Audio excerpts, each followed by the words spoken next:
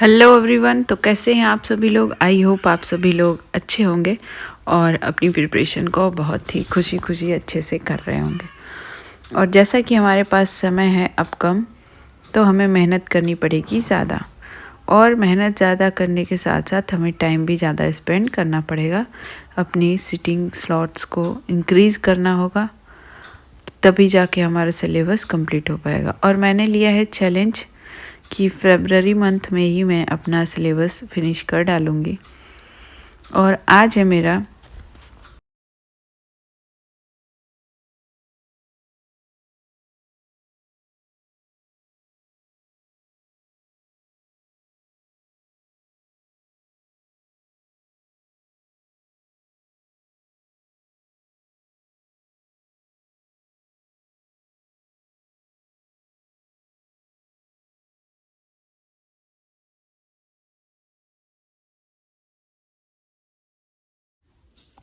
तो ये हैं आज के टारगेट्स। और ज्योग्राफी में करना है मुझे बहुत देशीय परियोजनाएं या योजनाएं एवं उनसे जुड़ी पर्यावरणीय समस्याएं। ये मल्टीपर्पज़ प्रोजेक्ट जो होते हैं रिवर पे, जैसे डैम्स और ये सब बना के किए जाते हैं, वो वाले हैं। और उनसे जुड़ी जो भी पर्यावरणीय समस्याएं हैं वो भी करना है।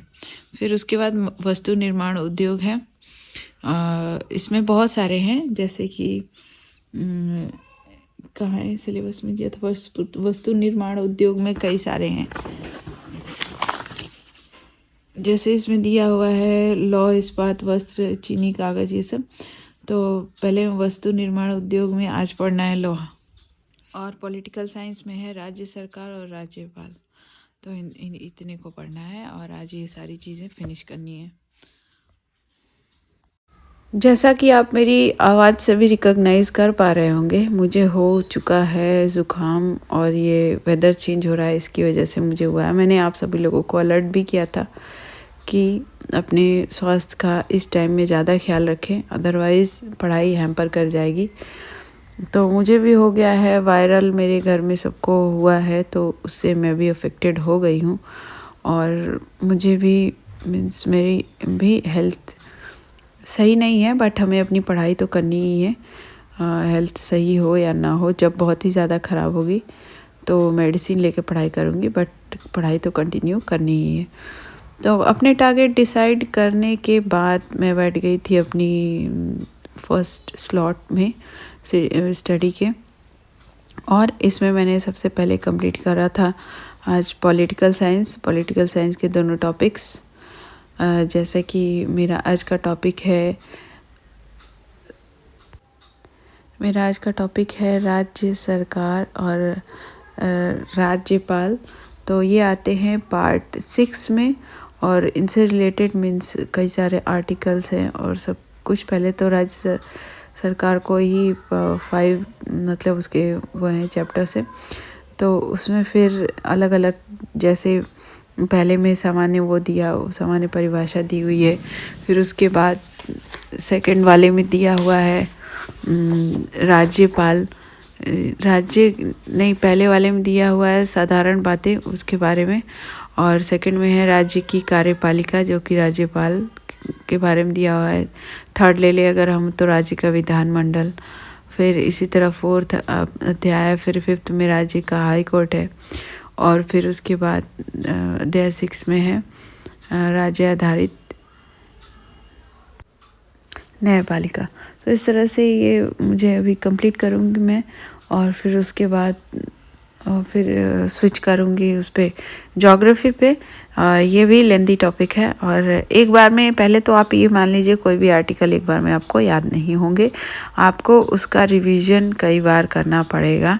बट इससे भागिए मत कि आपको याद नहीं होगा तो आप फिर उसको पढ़ेंगे नहीं। आपको क्या करना है कि पहली बार में पढ़ जाइए, फिर उसके बाद उसका कई बार रिवीजन करिए, यही एक तरीका है। अदरवाइज़ अगर आप सोचेंगे कि मैं इतना ब्रिलियंट हूँ कि एक बार में याद हो जाए, तो ऐसा नॉर्मली लोगों के साथ नहीं होता है। कुछ लोग एक्स्ट्रा ऑर्डिनरी होते हैं, उन्हीं लोगों के साथ ऐसा हो सकता है।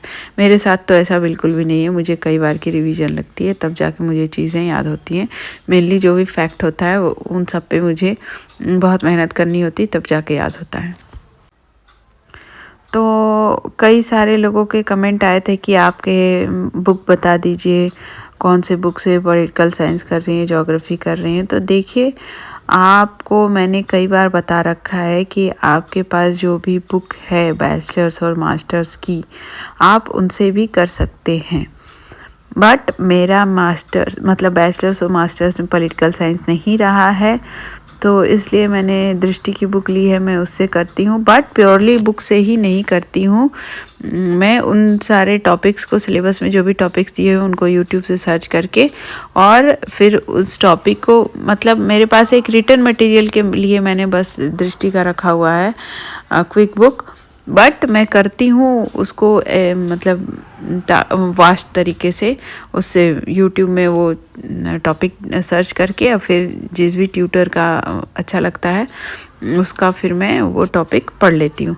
और वो पढ़ने के बाद फिर मैं उसे एक बार गूगल पे भी सर्च करके देख लेती हूँ कि मतलब फॉर अ सेकंड ओपिनियन, कि मतलब उससे रिलेटेड कुछ और चीज़ें छूट तो नहीं गई हैं इसके लिए।